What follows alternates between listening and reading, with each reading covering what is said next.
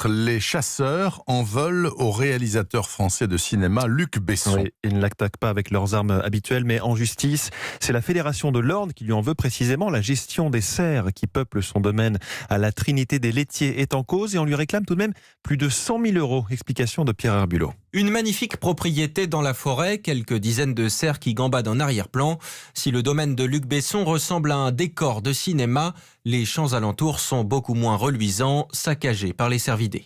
Le manque à gagner avoisine 100 000 € pour les agriculteurs qui demandent des comptes aux chasseurs.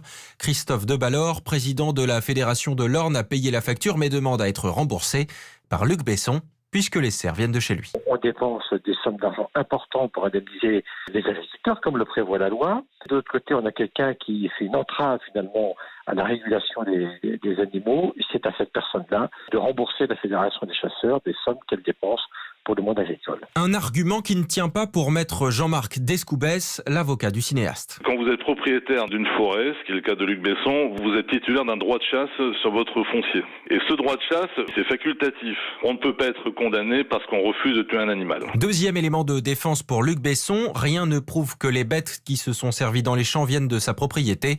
Son terrain représente moins de 2% du territoire des cerfs. Pierre Herbulot.